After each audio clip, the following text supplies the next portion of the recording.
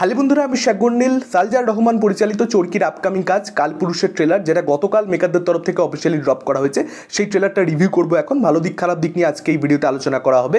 এখন এই ট্রেলারটা দেখে গল্প সম্পর্কে যেটা বোঝা যাচ্ছে, চঞ্চল চৌধুরী ক্যারেক্টার অতীত থেকে এসেছে বর্তমানে, অর্থাৎ টাইম ট্রাভেলের concept, a man with no history, a man with no identity, তার সঙ্গে সঙ্গে একটা মার্ডার, যে মার্ডারের সঙ্গে কোনো রকমভাবে যোগসূত্র রয়েছে চঞ্চল চৌধুরী ক্যারেক্টারের, অর্থাৎ একটা মার্ডার মিস্ট্রি। এখন চঞ্চল চৌধুরী ক্যারেক্টারের সঙ্গে এই মার্ডারটার কি কানেকশন, যোগসূত্রটা এক্স্যাক্টলি কি সেটা বোঝা যাচ্ছে না। কেন মার্ডার করা হয়েছে, কেই বা মার্ডার করেছে, কিচ্ছু বোঝা যাচ্ছে না।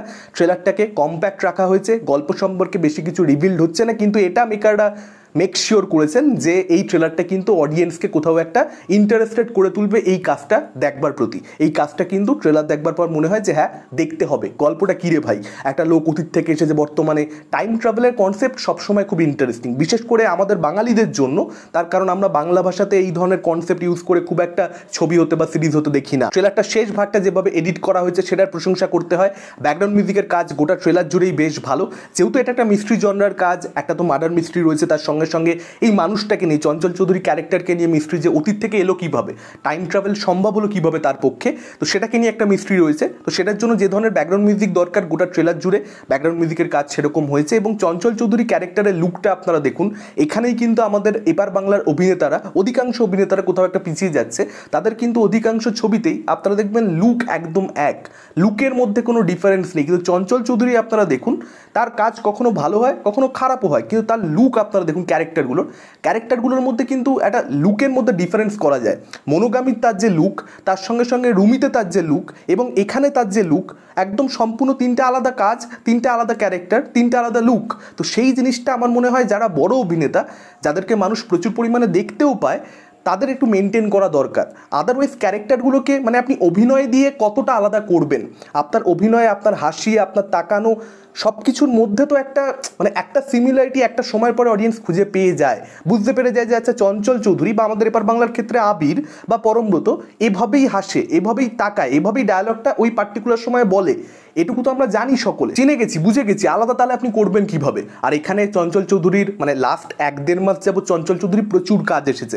আপনারা পদাতিকেরও টিজার অলরেডি দেখতে পেয়ে গেছেন। সেখানে যেহেতু তিনি একটা বায়োপিক, সেখানেও তার একটা ডিফারেন্ট লুক থাকবে। আমি সেটাকে আলাদা করে আর কাউন্ট করছি না। আমি বলছি সাধারণ যে চরিত্রগুলো, সেই চরিত্রগুলোর মধ্যেও কিন্তু একটা লুকে ভ্যারাইটি থাকে চঞ্চল চৌধুরী কাজের ক্ষেত্রে।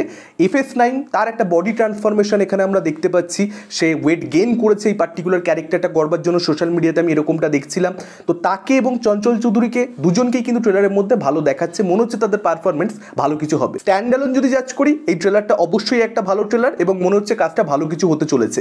এখন যেটা বিষয় সেটা হচ্ছে এই ট্রেলার দেখে গল্প সম্পর্কে যেটা বোঝা যাচ্ছে, এর যে একদম প্রিমাইসটা, সেটা কিন্তু প্রচণ্ড বেশি কারাগারের সঙ্গে মানে সিমিলারিটিস রাখে। মানে আপনি যখনই ট্রেলারটা দেখবেন, আপনার সবার আগে যেটা মনে পড়বে সেটা হচ্ছে কারাগার। এখন গল্পে একটু সিমিলারিটিস থাকতেই পারে, মানে এই গল্পটা সম্পূর্ণ ডিফারেন্ট কিছু হতে পারে, প্রিমাইসটা এক মনে হওয়া সত্ত্বেও। কিন্তু মানে কারাগারের মধ্যে আমরা সত্যিকারের টাইম ট্রাভেলের কনসেপ্ট দেখিনি, কিন্তু এখানে কিন্তু সত্যিকারের টাইম ট্রাভেলের কনসেপ্ট দেখতে পাওয়া যেতেই পারে, এবং মনে হচ্ছে এখানে টাইম ট্রাভেলের কনসেপ্ট থাকবেও। তার কারণ যদি আপনারা পোস্টারটা দেখেন কালপুরুষের, সেই পোস্টারের মধ্যেও কিন্তু একটা টাইমের ব্যাপার ছিল, যেখান থেকে টাইম ট্রাভেলের কনসেপ্ট থাকবে এটা বোঝা যাচ্ছে। ফলত আলাদা হয়ে যাবে কারাগারের থেকে, কোনো সমস্যা নেই। কিন্তু আমার মনে হচ্ছে যেহেতু ট্রেলারের মধ্যে মানে প্রিমাইসটা এক লাগছে, এবং ট্রেলারটাই একটা ফার্স্ট ইমপ্রেশন তৈরি করে, বিশেষ করে OTT কন্টেন্টের ক্ষেত্রে, কারণ বহু আগের থেকে পোস্টার আসছে, বহু আগের থেকে টিজার আসছে, তার পরবর্তীতে একটা ট্রেলার আসছে। চরকির ক্ষেত্রে আমরা এই জিনিসটা খুব একটা দেখতে পাই না, খুব শর্ট স্প্যানে তারা তাদের কন্টেন্ট প্রমোট করে। সেখানে দাঁড়িয়ে ট্রেলারটা খুব ইম্প্যাক্টফুল হওয়াটা দরকারি। এখন ট্রেলারের মধ্যে যদি এক্স ফ্যাক্টরগুলো সেভাবে ওয়ার্ক না করে, মানে যারা কারাগার দেখে নিচ্ছে তাদের জন্য এই ট্রেলারের যেগুলো এক্স ফ্যাক্টর, সেগুলো অত বেশি চমকপ্রদ মনে হবে না, কারণ সেই চমকটা কারাগারের বেলায় হয়ে গেছে। এটা ফিল্ম সিন্ডিকেটেরই কাজ, মানে সৈয়দ আহমেদ শাউকির সংস্থা, শাউকিদারি কাজ হচ্ছে কারাগার। তো কাস্টিংটাও এক হয়ে গেছে। চঞ্চল চৌধুরীকে আমরা দেখতে পাচ্ছি ওই মিস্টেরিয়াস ম্যান হিসেবে, এবং তার সঙ্গে সঙ্গে ইনভেস্টিগেট করছে FS9, মানে যেটা কারাগারে দেখতে পেয়েছি এখানে এক্স্যাক্টলি সেটাই। তা আমার মনে হয় যে প্রিমাইস এক হওয়া সত্ত্বেও ডেফিনেটলি দুটো কন্টেন্টকে ব্যাক করা যেতে পারে, তৈরি করা যেতে পারে, কিন্তু নির্মাণ করলেও কাস্টিংটা এক হওয়াটা উচিত নয়। একদম যে ধরনের চরিত্র আমরা অলরেডি দেখে ফেলেছি, সেই ধরনের চরিত্রে দুজনকে কাস্ট করে দেওয়া, সামনাসামনি আবার দাঁড় করিয়ে দেওয়া, এটা ঠিক হয়নি। তবে কি শেষ অবধি আমি এটাই বলবো, ফিল্ম সিন্ডিকেটের কাছ থেকে আমরা এর আগে অনেক ভালো ভালো কাজ পেয়েছি এবং এই কাজটাও কিন্তু তাদের ভালো কাজের মধ্যেই ওই লিস্টেই আরও একটা নতুন সংযোজন হতেই পারে, এই আশা আমরা রাখতেই পারি।